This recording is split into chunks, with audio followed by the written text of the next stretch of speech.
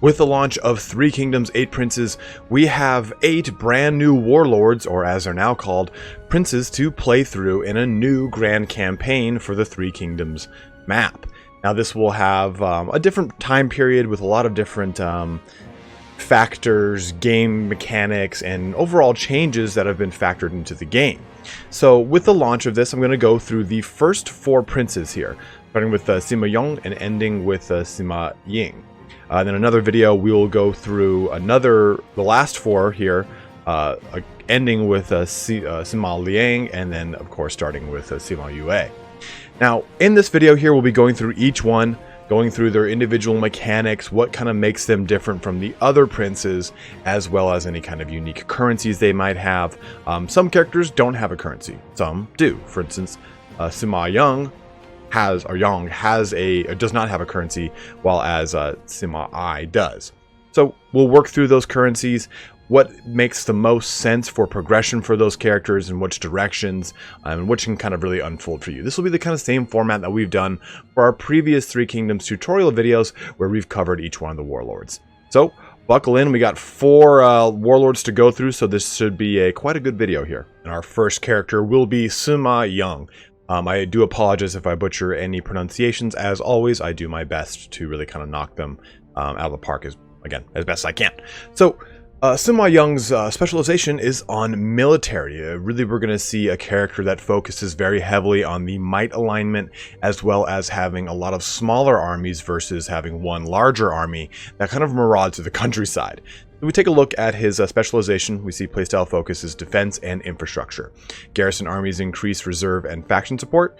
Garrison armies decrease construction cost, and there's a higher chance of discovering uncommon talent following battles. What this means is that you have a higher chance of discovering officers every time you get into a conflict. So it's a very interesting way to fill your court with characters, and by that extension, generals that you can then use to garrison individual commanderies and provinces. And we'll talk about that in just a little second here. But he also gets 2 unique units, Xianbei Horse Archers and Xianbei Riders, and then also gets the military security building chain and a special assignment called military supervision that, of course, increases income from all sources and greatly reduces noble support. Remember, noble support is what has replaced control, or conventionally what is called public order. You can see the typical faction summary here that I covered in the overall changes and additions that were added with 8 princes. So we won't focus as much on this. As a whole in these videos, we'll be going through the lords a little bit quicker, because these mechanics are stuff that we should know from 3 Kingdoms or from previous tutorial videos that we've covered. So I don't want to get bogged down in too much of that nuance, but mainly want to focus on these individual characters and their mechanics and characteristics. So this is a brand new campaign here for Sima Jiong. I keep wanting to say Young.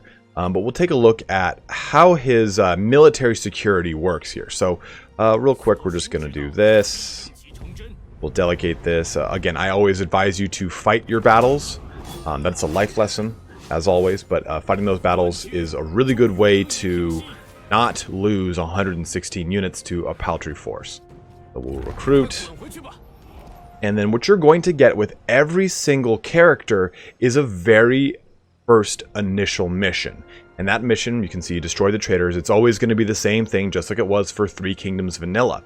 But it will reward you with alignment, and that alignment will typically play in line with the alignment that the game kind of intends for that prince, for that character, for the kind of overall campaign arc that the game has in mind. You can choose whatever alignment you want, but keep in mind the game doesn't want you, but it kind of has a preconceived notion of how that prince should be played. So you can see here, obviously, with the character so focused heavily on military, might is going to be the preferred alignment. So we're going to get 3 might for doing that, and then we're going to get faction success. That's something important. So this is what we were talking about with more likely to discover talent. So we see an uncommon talent. We can get a character from this right out the gate. Our very first engagement, we can get a brand new general. So let's just go promote them just for the sake of the video. Got a brand new character right there. And then this is going to happen with every single prince you play. The Empress demands that traitors be crushed. You then get to choose. Are you going to build infrastructure, which is a mission to, well, build. Raise forces, which is a unit, a mission to raise troops. And gather money, which is to reach a certain amount of income. Conquer, which is to go and attack a province, a commandery. Now, these are not hard missions, but they will color missions that will start to come to you from the Empress. This is not just a one-off. So basically kind of think of this as walking a path. Obviously with this character, we want to stick towards might. You don't need to, but might is pretty strong with this individual. Towards our rank, I think around rank 3 of this, alignment is meek, then I think it goes to, I can't remember off the top of my head, but still, after you get to the next rank, you'll see that once you reach rank 2, rank 3 will tell you that there are negative penalties for reaching might rank 3. But as you reach might rank 4 and 5, those penalties disappear. So it's kind of just it's kind of to create the narrative that you're instilling a military dictatorship, more or less. And this is what the people are how they're going to react to that until they kind of acclimate to it. So you have to be mindful of how you grow these alignments and how you choose a lot of these instances that will come up. You will get, I think it's usually around like turn 7 or 8, that you'll get another one that says like, oh, people in your court, one's writing a poem, one's doing archery, another one is building a statue. Which one do you prefer? And you can boost your might, your mind, your spirit, or you can choose all of them and get wealth. So there's always going to be some sort of alignment shift for a lot of these options. So again, we'll go with Crush Opposition. And this is going to be a pretty straightforward mission here. Capture and occupy the Palamon settlement. Bohai fishing port, which is all the way up there. Interesting. Usually it's right here. But you can see here. Where is this? This will reward us with 5 might to do. But just doing this will give us an additional 10. So you'll get 15 might altogether for doing those things. So let's just go over here and we'll finish kind of taking out the Pingyuan salt mine. And again, delegate that for the sake of the video. I would recommend you fight that, absolutely. Don't lose 160 total units this turn for no reason other than just pressing a button. Well, I always recommend occupying any settlement that you intend to maintain control of a commandery. Loot and occupy things that you know are on the outskirts of something you're at war with, and you know is going to be contested back and forth. You don't want to leave something for your opponent to kind of take back. For all that. Get that out of the way there. So we have now secured Pingyuan. And with that, we can place both of these characters in these respective cities. Now, the natural inclination for any time you're playing Three Kingdoms is, why didn't I just combine those two forces? Well, if we take a look at military security, we get 1 might per turn for each garrisoned army. So this is when that that system of getting a lot of characters for damn near nothing, just getting them promoted, is going to be very advantageous to you. You're going to already have them you're in your court. They're already going to cost you an upkeep. So this character costs me 50 upkeep every turn. That's a pretty small fee for a character I can just press raise army. Well, obviously I'm going to deal with also the cost of the character's army. So if I raise that character up right now, it's going to cost me to build him. And then I can just keep him here in defense of this city, while also giving me some additional benefits. And those additional benefits, of course, we talked about might, but minus 25 construction cost for all counties when garrisoned, and plus 10 faction support, all counties when garrisoned, plus 3 reserves to commanderies when garrisoned. So really you see the benefit of keeping a standing garrison in a lot of your commanderies, or at least commanderies that you want to keep kind of on a certain level of production. Now it does say counties. So for the latter 3 of the 4 benefits for garrisoning things, you're only going to get it once, right? So if I've got these two characters in Pingyuan, they're not going to give me 50% construction cost reduction. That would be foolish. But I am going to get 2 might for next turn. You can see here our current might is 13 out of 20. We're well on the road to the first rank here. Well, before we jump into the next rank, or the next turn, I want to jump into the reforms here first. So, as we've discussed, you get 3 military and 4 civic reforms here, followed by our espionage reform. This one, I think, Chuaren is, I think, one of the Chiaren is, I think, the most important thing to research quickly, because construction time and cost is going to be huge for you, because you want to be able to get up and running with your towns. The game kind of places you in a point in the game where you're a little bit more advanced. You already have a trade agreement you can issue. You have a little bit further down the road as far as assignments go, and especially depending on the character. Sima Jiong starts with like 2 assignments right out the gate. So I think this helps you get your feet wet a little quicker than most of the other researches. But for this character, military provisions is pretty important here. I think getting the military forge up and running quickly is very strong, because it gives you an income bonus to industry, and we'll talk about that a little bit as we go into how to formulate your commanderies and how to build them out in just a second here. But we'll go with this because we'll do this second. But again, I think this is a very important one. Military provisions is very huge, and I think Chuaren workforce is probably the first one you should choose on any prince for the most part. Taking a look here, though, we can look at the Pingyuan commandery itself. We're going to be getting income from industry, and like I was mentioning in the changes and additions video, the game sets you up for success right out the gate. So here we're already going to be getting communal workshops, which is going to increase our income from industry.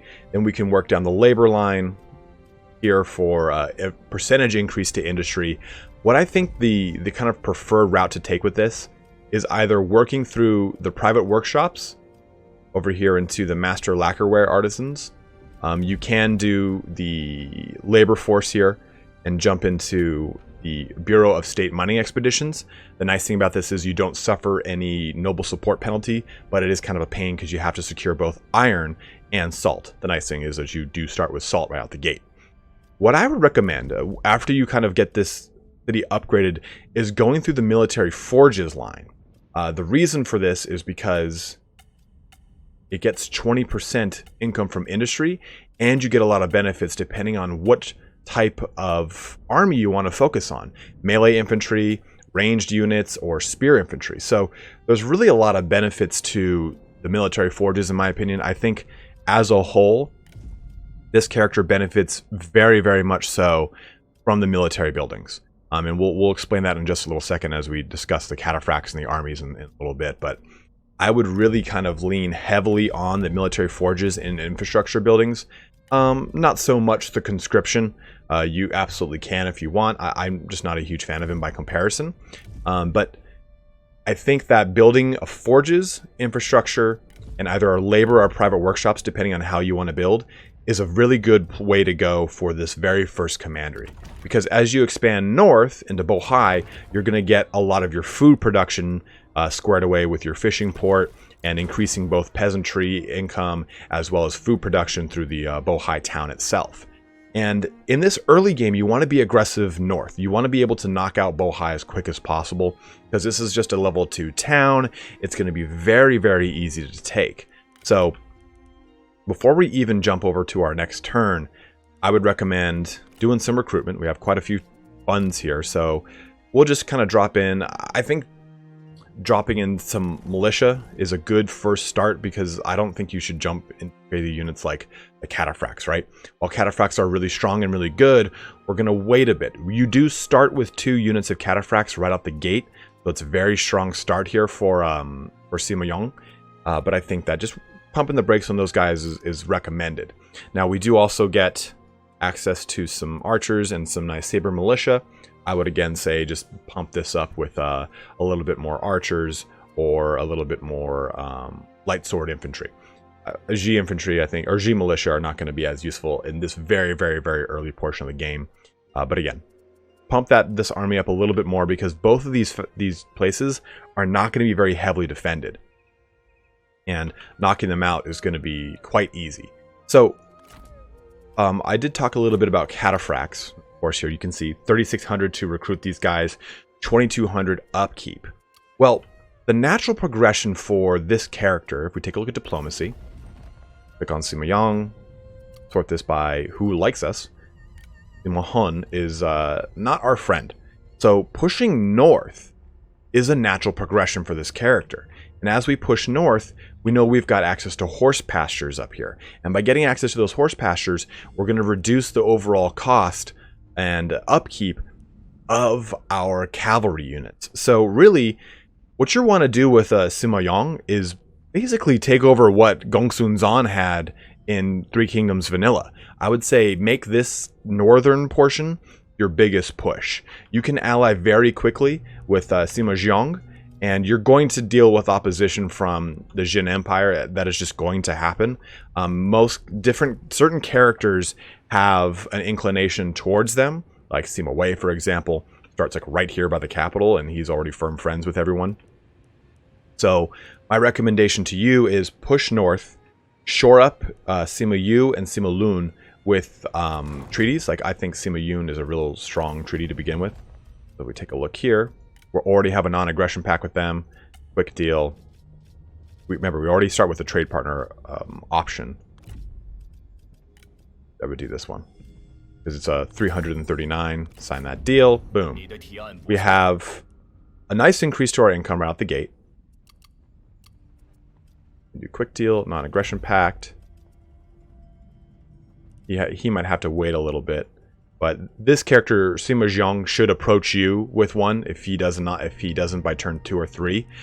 He typically wants to stay out of your way, and you want to stay out of his way.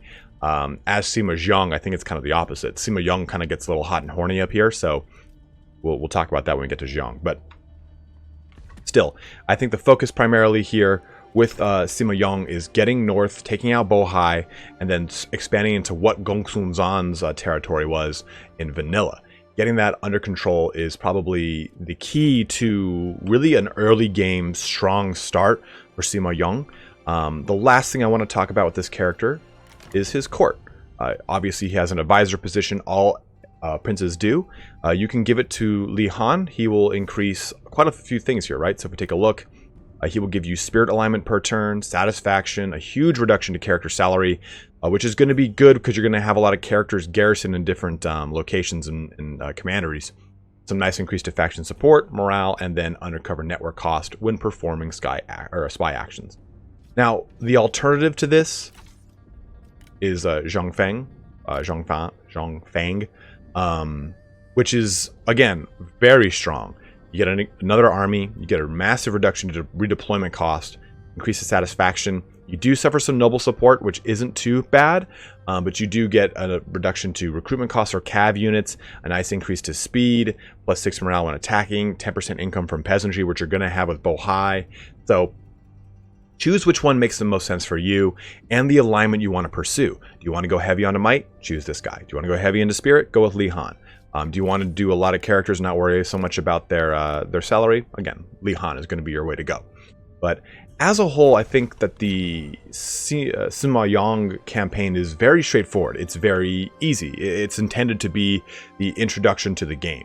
I think it kind of plays hand in hand with Sima Ai. Sima Ai's character is also very easy because he starts down here. But I think having access to cataphracts, having so many benefits from military security, really makes for a character who can steamroll in certain directions very quick. So again, I would say focus going north, focus on your might, make sure you're shoring up any opposite border with non-aggression pacts. You will deal with some aggression from the Jin Empire when the revolt kind of happens on turn 3 or 4, but for the most part, that'll settle down. Just don't get aggressive with them.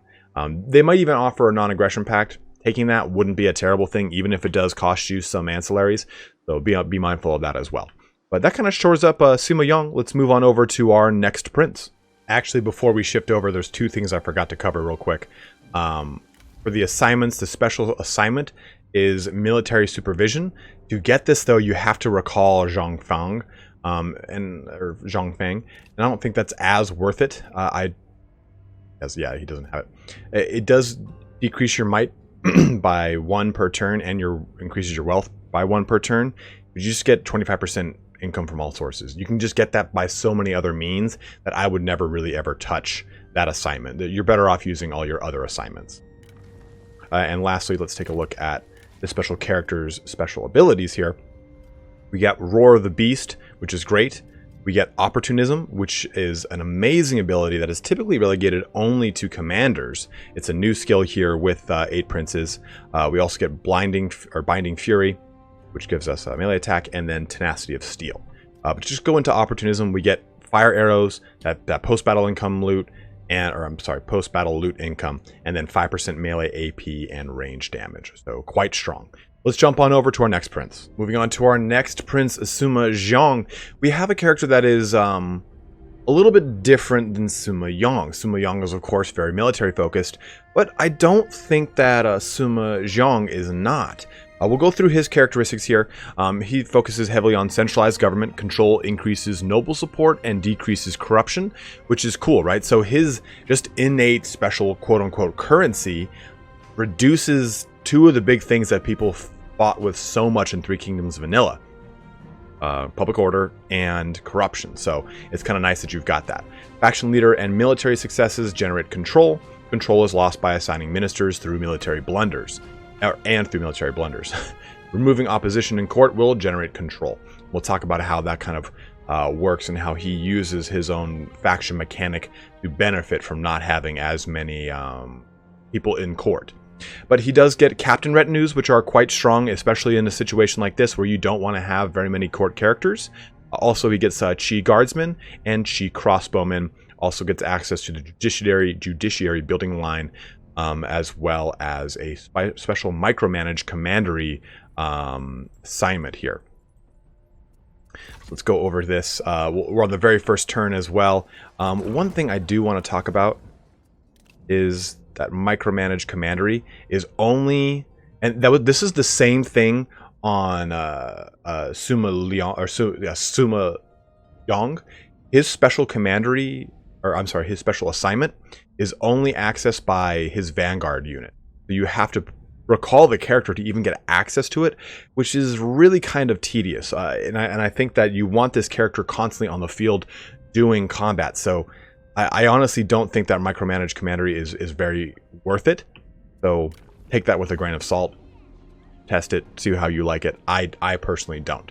But Sima Jiong himself is very, very strong as a character. His actual dual war axes, 506 melee base damage, 1.2k melee damage, armor piercing, and 24 melee attack rate.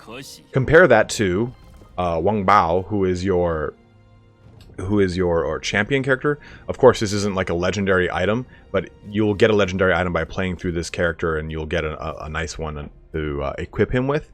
And even then, he still doesn't really match the damage that Sima Jiong can dish out. This guy can do a ton of damage. His instinct is quite low to begin with, but he has a nice amount of resolve, and of course he has authority because he is a commander character. But don't let his commander profile kind of trick you.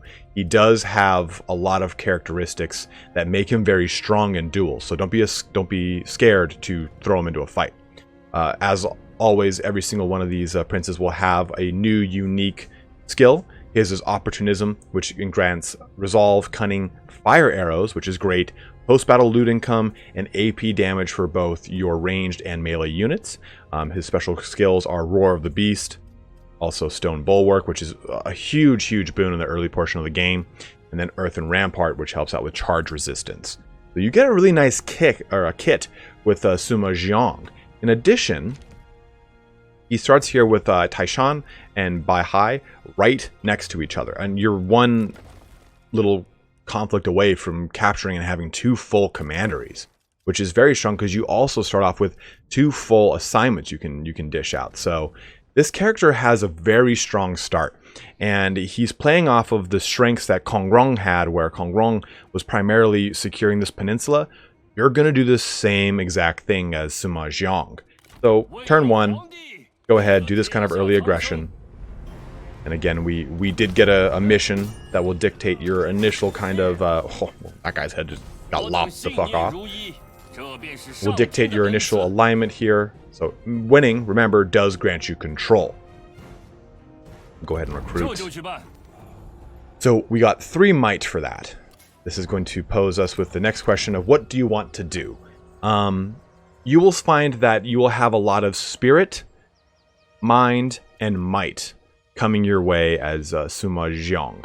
I personally like might for this character because he has a lot of early game expansion that he needs to do, and pushing heavily into might is going to help you because you're going to get a lot of campaign movement range increase. That will also increase to the next level when you get a lot of melee damage increase and other characteristic benefits of might. So I personally lean heavier on might, just like I do for Sima Jiong.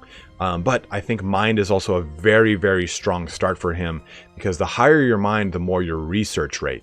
The more your research rate, the faster you can push through your reformations, which is very important for this character because he needs a lot to begin with. So I'll go with might just to kind of follow a trend here. And this is his first mission is easier than Sima Yong's, even though Sima Yong is very easy as well. And that's just sack this livestock farm, which we were going to do anyway. So let's just do that. And again, delegate. I always recommend fighting these fights. Can't stress that enough. We're going to get control for this. We're going to get some money for this. 50% increase to our post-battle loot, which is nice. And then my rule always applies. I occupy anything I am going to keep. I could have loot and occupied this place because it doesn't have a very high current level, and it wouldn't be a bad idea, but for the sake of the video, for the sake of making things easier, I'm going to go with occupy. In my own playthrough, I went with occupy, if that helps you guys. Okay, clear that stuff up there. So we have access now to 2 full commanderies, and we get 2 very diverse commanderies, and 2 commanderies we can very much abuse with their income. So when we take a look at Beihai here, I know I'm mispronouncing that, I apologize so much. We can see that we're going to be focusing very heavily on peasantry income. So let's take a look. We already have the land registry office from the land development, right? That's going to give us food production and income from peasantry. And we also know that the government support line is going to increase our percentage income from peasantry and our food production. So what I would recommend is, of course, building a drifter camp, duh. But rather than going down the line here that has got 100%, 100%, go towards 150% and 50%, because, where is this? Aha. You should then go down this line and get more income from peasantry and less food production. And I'll explain why in just a second here. You can even jump over to this if you want, because this will help out with your income from commerce, but income from commerce is only relegated to this territory, and I don't think that's as important. So I would stick pretty much with this. You get such a massive hit to your food production for 20 more income from peasantry. So I don't think it's worth it. I would stick with just grand food market here. Now, the reason that we're going with the food production on this is that we have a trade port up here, which is going to give us a fishing port right here, which is going to give us more food. And then a farmland over here, which we'll eventually capture, which is going to give us even more food. So the amount of food production that you will have in the early game as Sima Jiong is very, very huge. So take advantage of that. Sell it. Make some money. That's why I recommend stacking your government support and your land development. You could go for some grain storage just to increase your reserve capacity and noble support. That's not a bad idea, especially for this this commandery. And then we're taking a look at Taishan. Again, the game puts things pretty much in your hands to succeed. So you have the inn already in line. You're going to be increasing your percentage income from commerce as well as your income from commerce. You can branch out here to increase in one or the other. You can really make that decision for yourself. But as you expand this town, go up the marketplace route. Because as you do that, you're going to increase your income from commerce yet again, and then increase your trade influence and stuff like that. I'd probably go with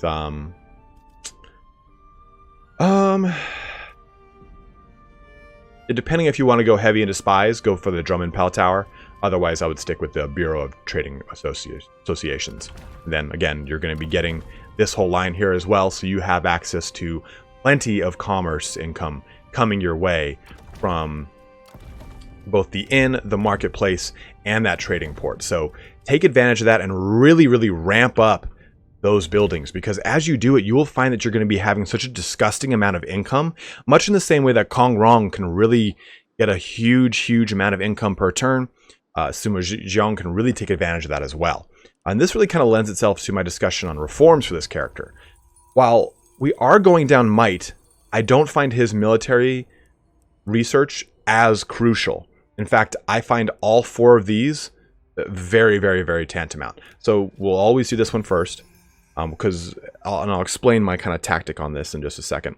But as you kind of move through this, you'll see that, okay, so sacrifice for the spirits is what's going to get us our livestock estate, right? Also is going to get us our fishing fleet wharf. So you need the grain estates. So you need these things to push your economy to the next level. This is the next one, I think. No. Yes. No. Where is it?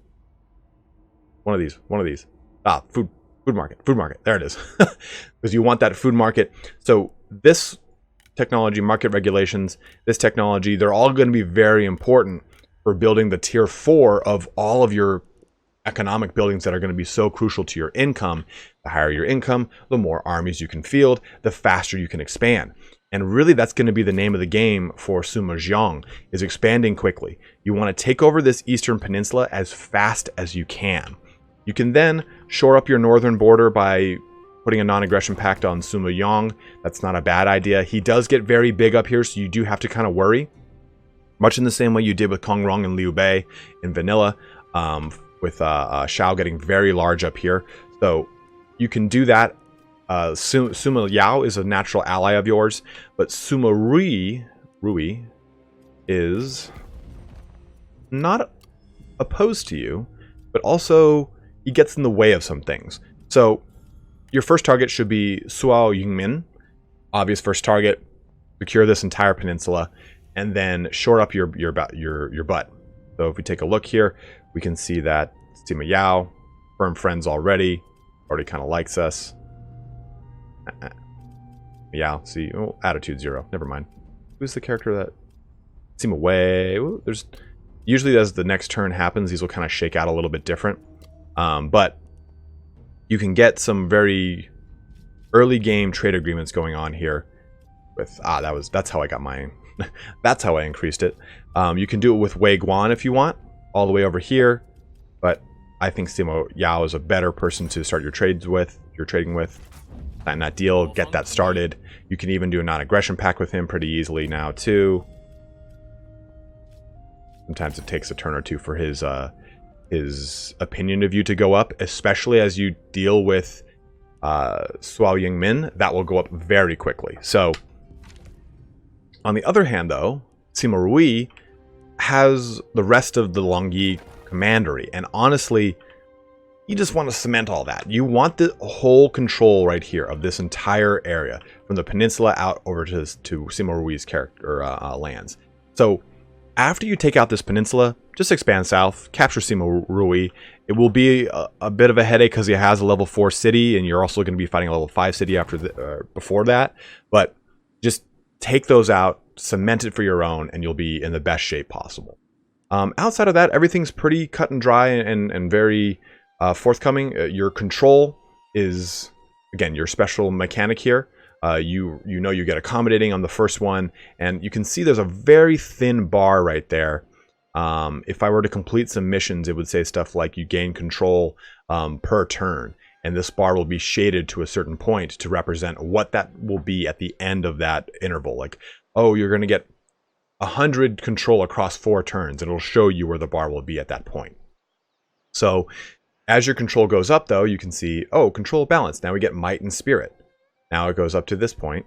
Oh, more might. Now up to this point, more might. So it does increase the penalty from desire for higher office, but you can also see that it reduces the recruitment costs for captain retinues, especially at 50% all the way on the top here. So you'll have a very happy populace, you'll have a not corrupt populace, and your army will probably have 1 actual character as its general and 1 or 2 captain retinues. That's probably the best way to go with these characters, because your court is only expanded by using your control. You don't use money on them. So that's one thing to be mindful of. You're not going to be spending as much time building a court out. Your advisor position, you can give it to your wife, which is probably the best call, if not this gentleman here. Giving it to Wang Bao, look at it, causes a massive hit to the satisfaction for all characters, and you just don't want to deal with any satisfaction issues, so avoid them as best you can. The nice thing here, though, is that Sima Jiong has a huge family tree, and you'll have another baby at around turn 5 or 6, and these characters are not bad. You're getting a Vanguard, you're going to get a Strategist, and you're going to get a Sentinel, and then I think he has a Champion. So you're covered base-wise for all your characters and your family. So they'll have a natural inclination to not be as upset with you. So be mindful of that. Use your control in the best way possible. Keep a small court. Make sure you're filling your armies with captain retinues, less so with actual characters. Really focus on building out your skills towards these main primary ones. Remember, the center skill here is the only way to branch into the other two left or right. You can't go up through the top or bottom. So just kind of be mindful of that as you expand your characters out. For the most part, though, you're just going to be taking over this eastern peninsula, moving south into Sima Rui, and then you can push west towards the Jin Empire or south into all these other minor princes and take them over. A lot of these territories are abandoned, so as you kind of butt up heads with Sima Ai and Sima Luan, I think is, or Lu, take a look at the name. So many damn names. Sima Liang is right over here. So you're in a good position if you just kind of stick to this eastern coastline. But that should help you out as you push through the territories on Sima Jiong. One quick thing I forgot to mention with Sima Jiong, though, I want to go into, is your assignments. So you do have 2 assignments to start off here. You have your wife and you have Sima Zan. Now, I would use Sima Zan in Taishan. Actually, go here, boom. Because commerce is mainly what's going to be done here. And then I would use my wife in Hai. Say hi. Come from peasantry. So that's going to help you out significantly. You're going to see we're at 852 total income right now. I jumped onto my autosave for my current playthrough. But what you should really do too is look at your reformations. We're at 4 turns left. Right now we're building a 2-turn building here and a 3-turn building here. This is going to finish, obviously, by the end of those 4 turns. And it wouldn't be a bad idea to just shoot yourself in the foot and instantly construct something to see if you can get something done before then. So what I would actually do is this. Do that, and then either build a livestock corral or one of these 2 buildings, probably the food trader if you go the route I'm saying. So by the time you're done with that construct or that reformation, you're ready to build your town in both of these locations with the reduction to both their cost and the turn timer on it. So this way, by the time that has reached it, or by the time we're getting that reformation done, we'll have built like 3 or 4 things throughout our 2 commanderies and put you in a much stronger position. But now let's move over to our other prince. Our next prince is Sima Ai, and I think he's probably my favorite character to play so far. I've enjoyed this playthrough probably the most. So his playstyle focuses on internal development. High reformation increases trade influence, reduces corruption, increases research speed, and reformation is determined by settlement development. We didn't really go into the special currency for control because it's pretty straightforward. It's just like heroism, you increase it by winning conflicts. Reformation is a bit different. It's a lot more finicky, so we'll go into how that works when we take a look at the building chain. But you do get some unique characters: Infantry of Jing, Archers of Jing. You also get the reformed infrastructure. Buildings and commandery capitals will impact the increase and decrease of reformation. I'll show you that in a bit. And then we also get restructure administration and regulate markets, the special assignments for Sima Ai. So we'll go through this character, and I think he is, again, he's a little bit more straightforward than the other 2 in the sense that his progression towards the capital is very evident. But we'll do the typical kind of situation. You have the typical mission. This character's a little bit more focused on spirit. And you can see from his reformation, its standard right here is 2 might per turn. But as you increase up this, right now there's nothing at conservative. As you get to progressive, increase to your research rate and trade influence, a reduction to your corruption, increase to your prestige, then a further increase to that, and then boom, at the last one, mind and spirit. So I think those are the 2 primary focuses for this character, way, way, way far away from might. I think this character is very spirit and mind focused. So keep that in mind as you build out your alignment. Again, you can do whatever you really want. Always recommend fighting this, especially because you have access to fighting night battles for this character, which is very strong. We'll do the recruitment thing. You'll get your spirit alignment, which is great. And spirit is very, very strong. So if you take a look at spirit here, you get prestige, diplomatic relations, but it'll also help with noble support, help with corruption. So we're going to go with invest in infrastructure, actually. I prefer to go with mind on this character because research can be stacked so heavily. Level 1 gives us 15%. Then if I take a look at progressive, that stacks with his 20% research rate. But wait, there's more. Let me bring up his character profile. He himself also helps out with your ammunition, with your morale. So he gives you a lot of really great ways to get access to research and stronger reformations quickly. When we're taking a look at this individual character, he also gets focus, which is his new ability or a new skill, which helps out with 10% range AP, 10% range damage, and income from industry. This is faction wide and his own retinue. He already gives you an increase to your ammunition, so having this character be your kind of archer commander isn't a bad idea. You also get access to, well, we're going to take this tea house anyway, so we'll do that. You get access to the Chi archers, so... And just should have put a night battle. Doesn't matter. We win this one. Occupy that ass, as they say. So we get access to Chi archers, or archers of Jing, I'm sorry, right out the gate. So you can get some very nice archers. I wouldn't recommend them in the very beginning of the game. Do your early conquering and then swap them out for these guys. No reason to take an additional, 26 income per and pay an additional 282 total income on these guys when the archer militia are just going to be fine to start off with.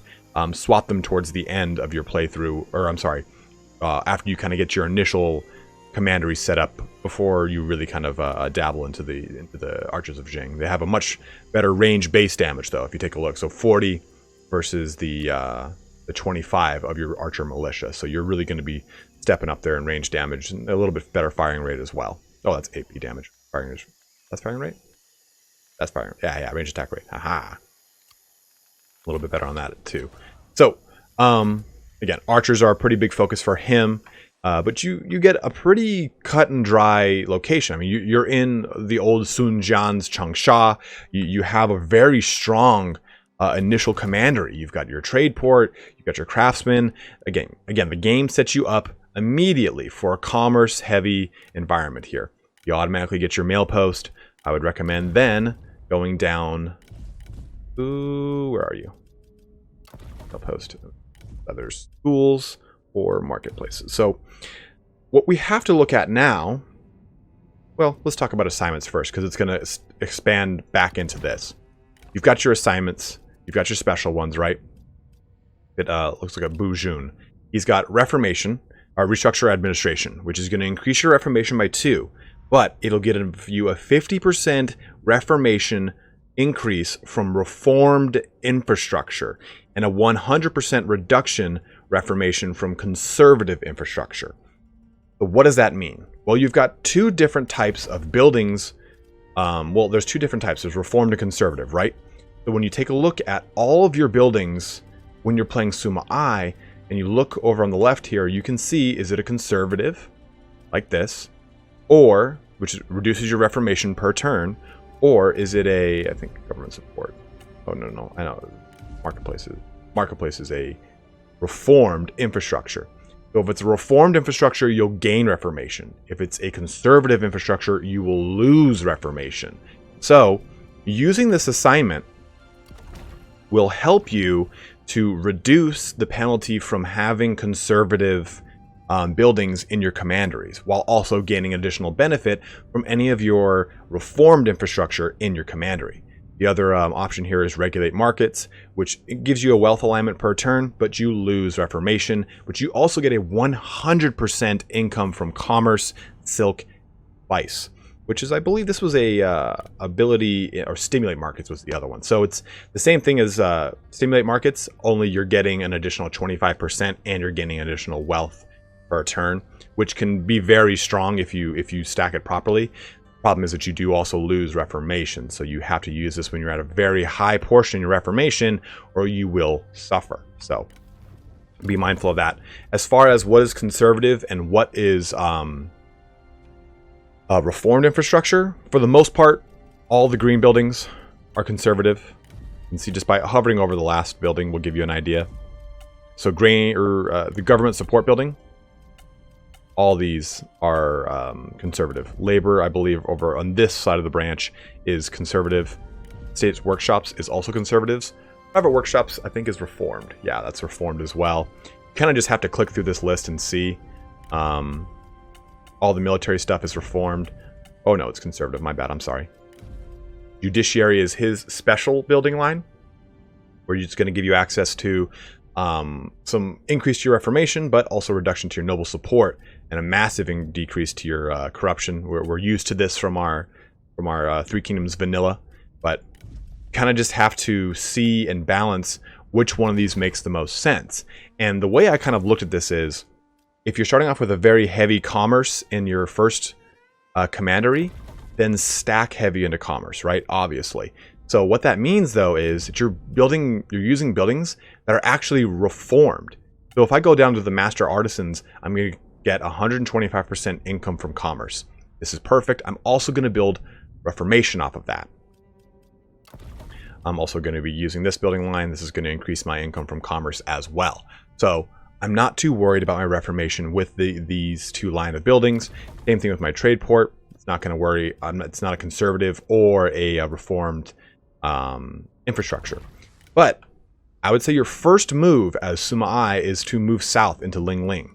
And as you do that, you will see that, okay, you're going to get a lot of territory that leans a little bit more towards the conservative branch. You're going to be building buildings in the rice paddy. You're going to want to make things that help out your peasantry. So I think the big objective with Sima Ai is, excuse me, sorry about that, is focusing on balancing your commanderies between conservative for one commandery, focusing heavily onto peasantry or military, and then on other commanderies, focusing heavily into the reformed infrastructure, going into commerce or into industry that makes the most sense, to kind of balance it out. You obviously want to be on the more positive end of your Reformation scale, but build your buildings that make sense according to how your Reformation is going. Don't dip too heavily into the negative. Don't stay too much into the positive that you're actually hurting your own food production. You can't take the typical min-max Three Kingdoms approach of just bursting into food, getting massive peasantry income, and then selling it all or stuff like that. You have to kind of balance this out a little bit easier or a little bit better. And I think that's makes for a little bit more of a fun campaign. As far as Reformations go, you can really kind of balance this out with how you want to further your commanderies. Don't simply just choose willy-nilly. I mean, this is always going to be this for me. But you know, you can go down the routes that make sense for the commanderies you have in mind. So if we're focusing heavily onto commerce, that's this one. Do you want to go heavily into the oh man, I'm not even gonna try that one. Da Jingjing. We'll see if I got that right.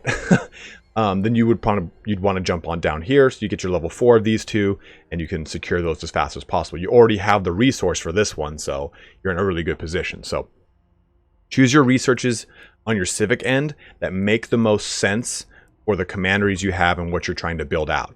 Like I said, keep those commanderies in line with your Reformation production and that you're not kind of hamstringing yourself. At the same time, you can look at our diplomacy, and obviously, the biggest target is going to be Ling Ling. After that, expand west into Mao Ren. It just makes the most sense. You know, north-oriented. He already doesn't like you. You might as well take advantage of that natural enemy. Li Cheng, or Ling Ling itself, will be very quick to take over if you push it hard initially. Once you do that, though, you will see that you will have a nice, good swath of land. You'll have access to a lot of food production with Ling Ling. And these portions over here, the toolmaker is part of Ling Ling, and you can just go capture that whenever you want. Now, Shan Yu is going to be on your side, but these two chaps, Baijin and Sima Mao, both don't like you. So take out Ling Ling. It's going to be quick and easy.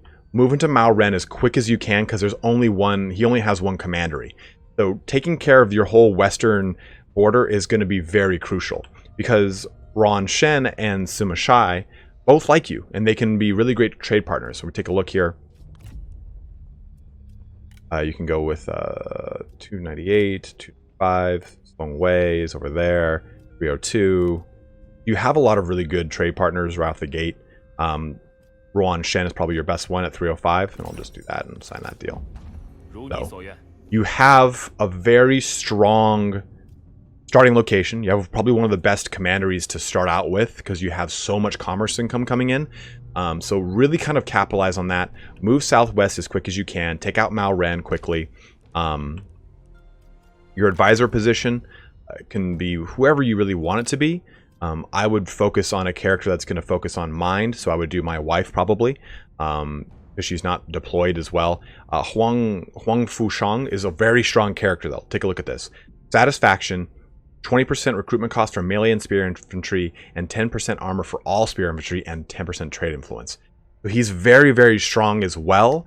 Just balance this out because he makes for a very good sentinel character to have in your army alongside you as a commander. So, oh, I'm sorry, as a champion. Shit, I thought we were still in Sima Jiong. So he just makes for a really good balance to your military force. So balance that out with how you want to progress your alignment, and then or how you want to build your armies out. And I'd say just kind of go from there. Sima Ai is very a little bit more straightforward than the other two. You kind of have a more set path, like go here, go there, and then you have a very clear way right to the Jin Empire. You can go right for that capital, and in route you will probably have progressed up to Imperial Prince or Grand Prince just by the amount of prestige you'll have gained by sacking all 4 of these minor princes. So that kind of squares up Sima Ai here. I want to make sure I didn't forget anything. We went over his skills here. Insight is a very strong one here too, just to stack up all that research rate. But as a whole, I think this character plays the best because he's very strong too. He's a really good champion. I really enjoy his overall like location where he starts because I liked Sun Jian's starting location too, so this plays hand in hand with it. But let's jump into our very last prince and square off the end of our video. And our last prince is Sima Ying, and really he's a very powerful one when you take a look at his special ability, the Empowered Council. His focus is definitely going to be very character driven. He enables characters faction-wide effects in all ministerial positions. So rather than them being the faction heir, the prime minister, or what is now the advisor, or the actual faction leader, it's not required. No matter where they are in the actual court system, they will give those faction-wide benefits, which is very strong. He also gets access to 3 very strong characters here. Oh, I'm sorry, units in Qiang Hunters, Qiang Marauders, and Qiang Raiders. Also, he gets his government support building chain, which gives you income from peasantry and food farming.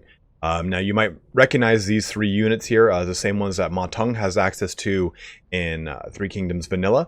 Going to be actually in the exact same, or not the exact same area, but the similar area as Ma Teng himself. So, with that being said, you start off in the furthest west that you can possibly start in any 3 Kingdoms campaign.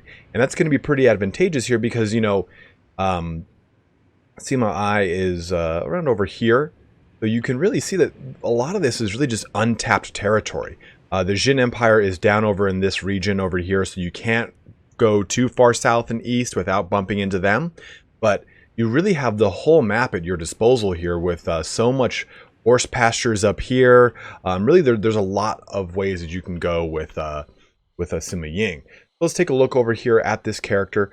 He has Empowered Council. He doesn't get an actual faction resource. He just gets the benefit of every single character's special abilities. So when we take a look at this, we hover over. He's obviously the faction general, so the faction leader. So he's going to be giving us satisfaction, noble support, and income from peasantry. Quite strong. In addition to that, though, if you take a look, just as a point of reference, looking at Shi Chao here, he gets a minus 5% retinue upkeep, morale, and well, the plus 5 morale when defending is his own retinue. That's going to happen regardless. So if we were to appoint this gentleman as our advisor, because that's the only available slot right now, we can see that we would get that retinue upkeep, that morale, and the satisfaction, as well as a starting rank for all recruits, faction wide. Now, advisor won't matter, because no matter where you put him, those benefits will kick in.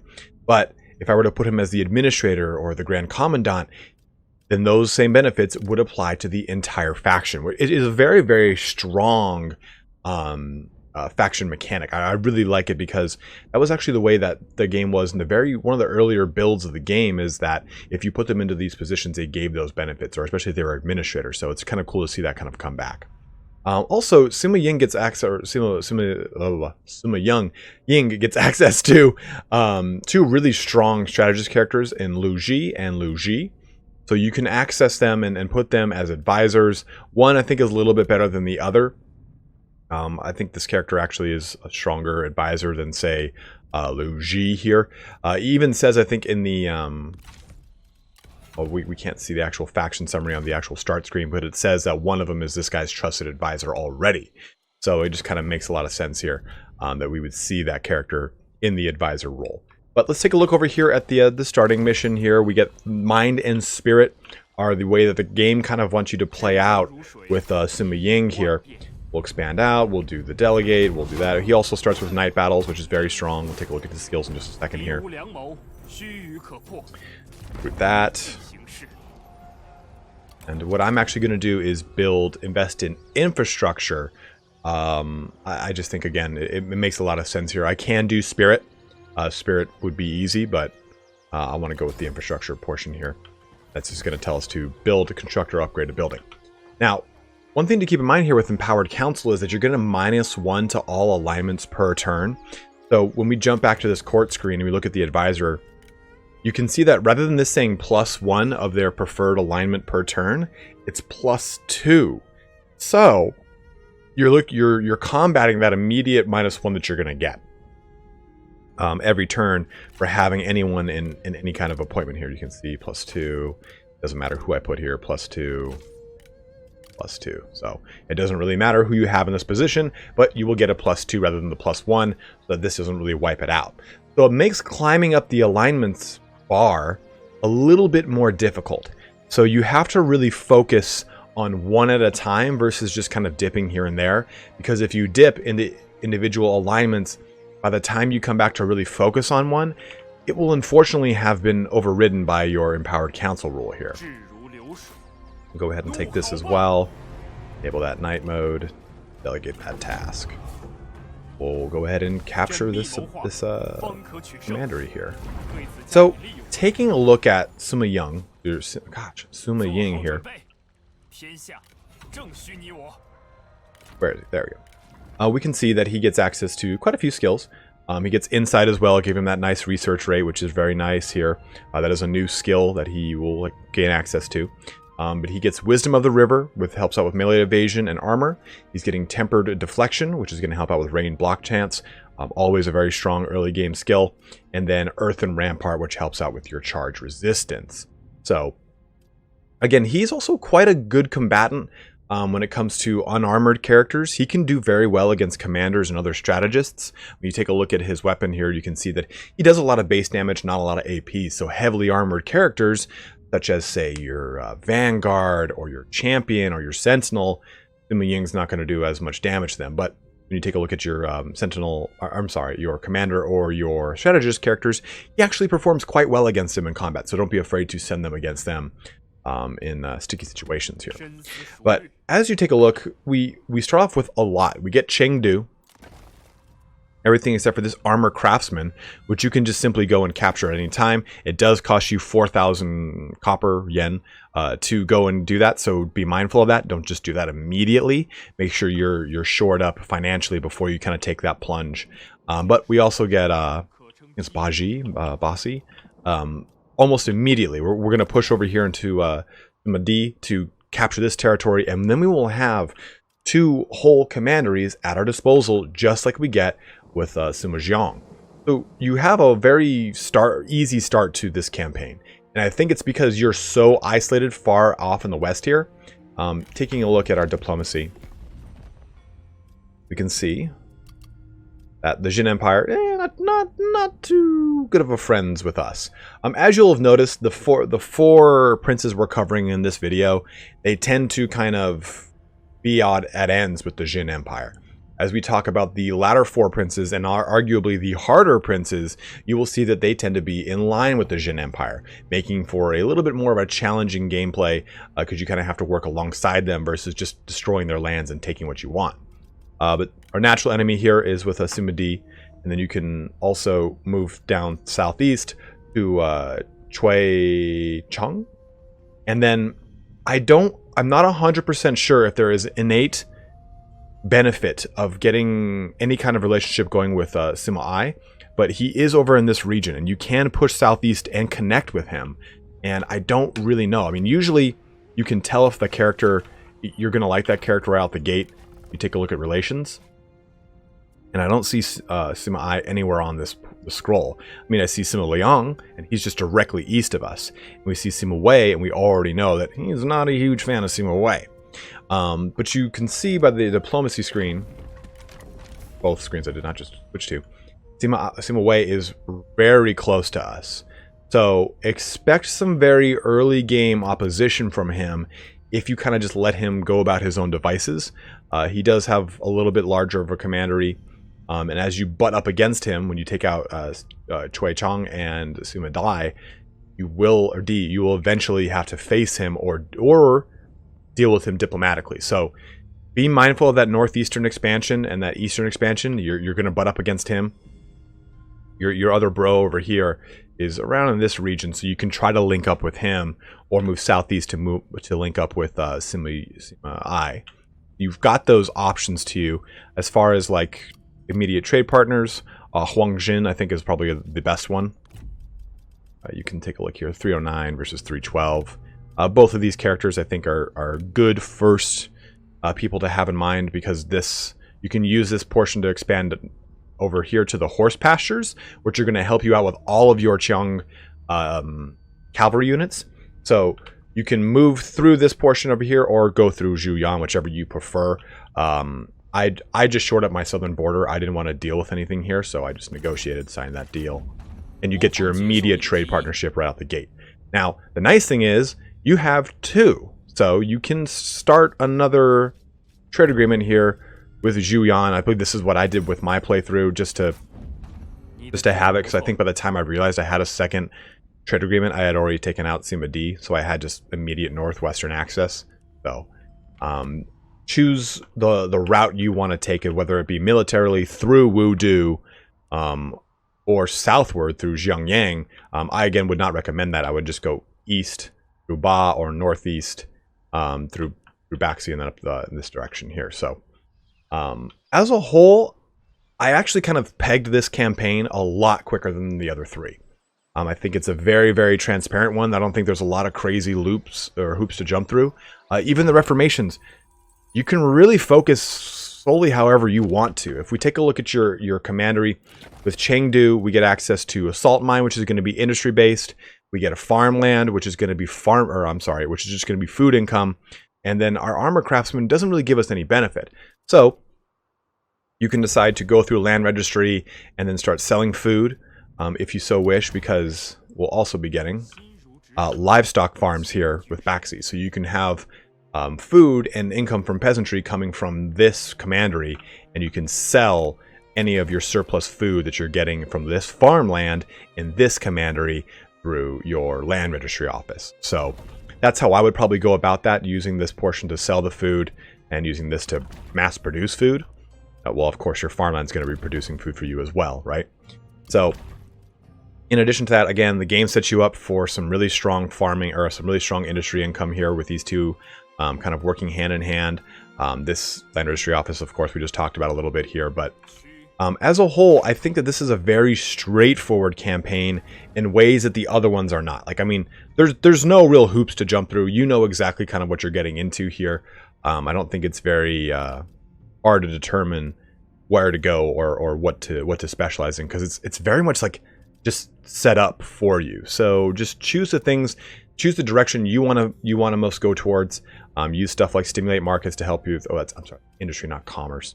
Probably want to use of peasantry income, which we don't have any of these folk. But yeah, I'd probably do something with peasantry or industry income here, and the same thing over here in Chengdu. Sorry, Chengdu is the industry. This would be the peasantry. But they're kind of just stacking industry with the initial start of the game. I would probably demolish this and go with a government support building to increase your food production and income from peasantry, since you're already going to be having pastures creating so much income and food production. So that'd be my recommendation. Get rid of the state workshops as fast as you can. But again, just to beat a dead horse here, I think that this character is very transparent and it is very apparent as to which direction to really focus your efforts on. Remember, don't spread your alignments with this character. Focus on one. And I would say going towards mind is probably the best thing to do initially, just to get your reformations up and out of the way. We'll do our typical one. And you can spend reformations on the buildings that are going to make the most sense for how you want to build out those commanderies, focusing, of course, on your food production, because this also increases your food production by 25%.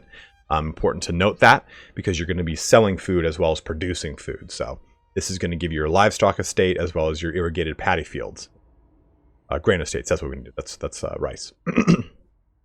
So as a whole, I think that this character is fun because you get to really choose how you play in a way that is off the rails from the other three we've covered. You know, over here with Sima Yong and Sima Jiong, it's very kind of telltale. Take this peninsula. Take over here what Gong Sun Zan had. This character, kind of go wherever you want. You can go far south.